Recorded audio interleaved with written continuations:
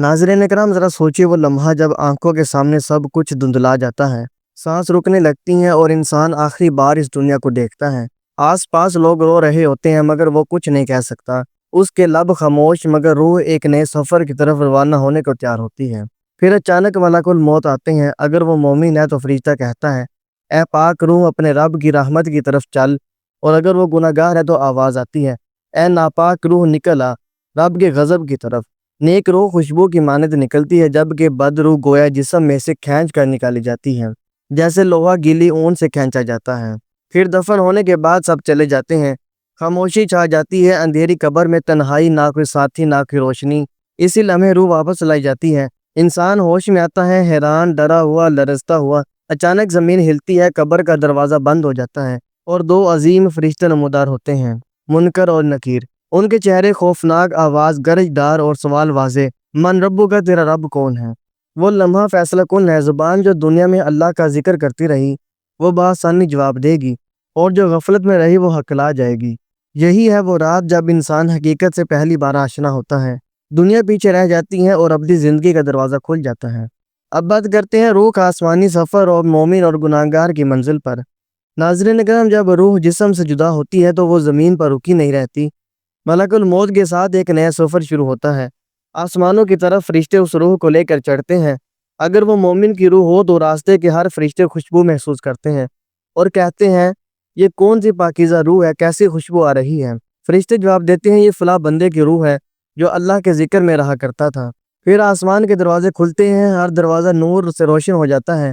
روح کو عزت اور احترام کے ساتھ ایک آسمان سے دوسرے آسمان تک لے جایا جاتا ہے، حتیٰ کہ 7ویں آسمان تک پہنچا دی جاتی ہے۔ وہاں سے آواز آتی ہے، میرے بندے کا نام علیین میں لکھ دو اور اسے واپس زمین کی طرف بھیج دو تاکہ اپنے جسم کے پاس رہیں۔ لیکن اگر روح نافرمان کی ہو تو جب وہ آسمان کی طرف چڑھنے لگتی ہے تو ہر دروازہ بند ہو جاتا ہے۔ فرشتے پوچھتے ہیں، یہ بدبو دار روح کس کی ہے؟ اور جواب دیا جاتا ہے، یہ فلاں بندے کی ہے جو گناہوں میں غرق رہا۔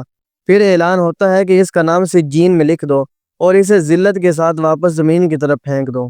یہی لمحہ روح کی پہلی جدائی اور انجام کا پہلا اشارہ ہوتا ہے۔ ایک روح عزت سے بلائی جاتی ہے اور دوسری ذلت سے ٹھکرائی جاتی ہے، اور پھر دونوں اپنی قبر کی طرف لوٹتی ہیں جہاں اصل امتحان ان کا انتظار کر رہا ہوتا ہے۔ اب بات کرتے ہیں قبر کے امتحان اور سوالات پر۔ ناظرین کرام روح جب واپس زمین کی طرف آتی ہے تو اسے قبر میں رکھا جاتا ہے۔ یہی وہ مقام ہے جہاں انسان کی تنہائی شروع ہوتی ہے، دنیا کا شور ختم ہو جاتا ہے، رشتہ دار واپس چلے جاتے ہیں اور انسان تنہا اپنے اعمال کے ساتھ رہ جاتا ہے۔ پھر دو عظیم فرشتے منکر اور نکیر آتے ہیں، ان کی آواز بجلی کی کڑک جیسی، آنکھیں چمکتی بجلی جیسی اور چہرے نہایت ہیبت ناک ہوتے ہیں۔ وہ مردے کو بٹھاتے ہیں اور پوچھتے ہیں، من ربو کا، تیرا رب کون ہے؟ ماں دینو کا، تیرا دین کیا ہے؟ اور یہ کون ہستی ہے جو تم میں بھیجی گئی تھی؟ اگر وہ مومن ہو تو بغیر جھجکے جواب دیتا ہے، ربی اللہ، دین یل اسلام، نبی محمد صلی اللہ علیہ وآلہ وسلم۔ فرشتے خوش ہو کر کہتے ہیں، سو جا، جیسے دلہن اپنے کمرے میں آرام کرتی ہیں۔ پھر جنت کی کھڑکی کھول دی جاتی ہیں، خوشبوئی اور ٹھنڈی ہوائیں قبر میں بھر جاتی ہیں اور ایک آواز آتی ہے، دیکھ یہ تیرا مقام ہے جنت میں۔ اس کے بعد قبر اتنی کشادہ ہو جاتی ہے جتنی آنکھ دیکھ سکتی ہیں، لیکن اگر وہ گناہ گار یا منافق ہو تو زبان کانپنے لگتی ہے، جواب نہیں بن پاتا اور وہ کہتا ہے، ہائے افسوس، مجھے نہیں معلوم۔ فرشتے چیختے ہیں، نہ تو انہیں جاننے کی کوشش کی نہ مانا۔ پھر آہنی ہتھوڑے سے ایک ضرب لگائی جاتی ہے جس کی گونج زمین و آسمان کے درمیان سنی جاتی ہے۔ قبر تنگ ہو جاتی ہے، سانس لینا دشوار ہو جاتا ہے اور جہنم کی ایک کھڑکی کھول دی جاتی ہے۔ گرمی اور دھواں قبر کو بھر دیتے ہیں۔ یہی قبر روح کی پہلی قیامت ہے۔ یہاں یا تو راحت کا سفر شروع ہوتا ہے یا عذاب کا سلسلہ۔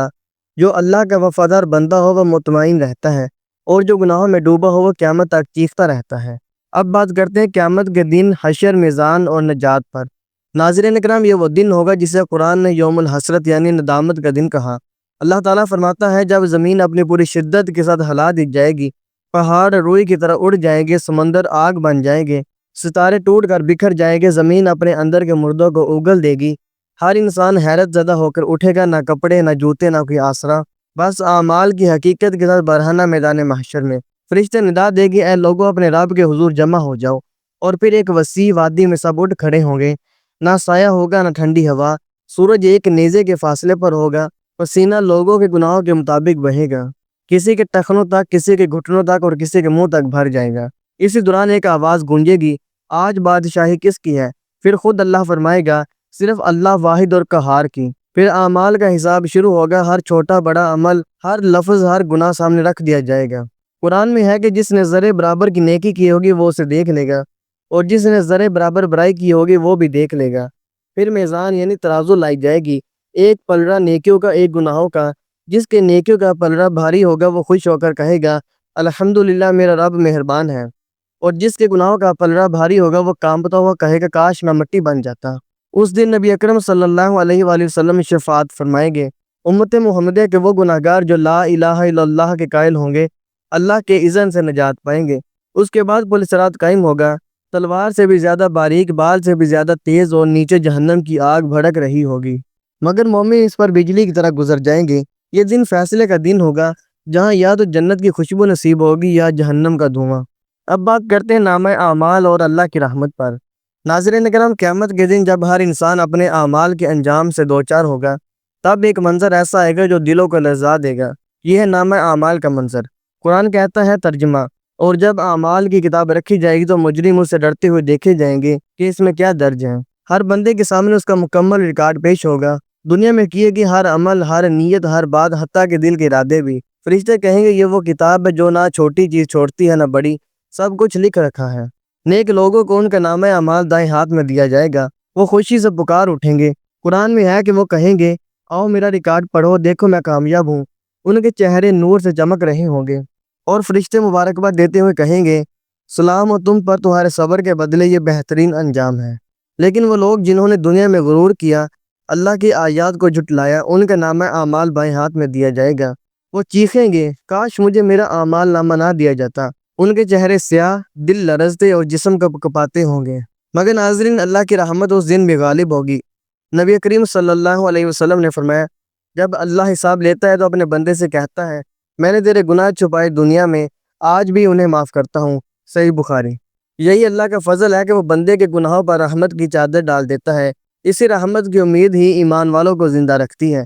ناظرین، قیامت کا دن عدل کا دن ضرور ہوگا، لیکن اللہ کا عدل اس کی رحمت کے ساتھ ہوگا۔ جو سچے دل سے توبہ کرے گا اللہ اسے ضرور معاف کرے گا۔ اب بات کرتے ہیں پل صراط، نجات اور آخری پکار پر۔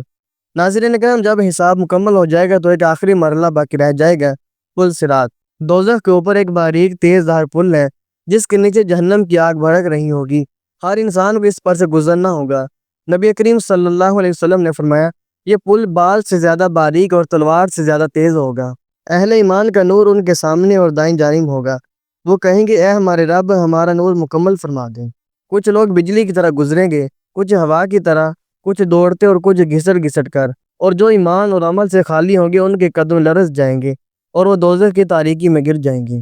مگر ناظرین، اللہ کی رحمت پھر بھی باقی رہے گی۔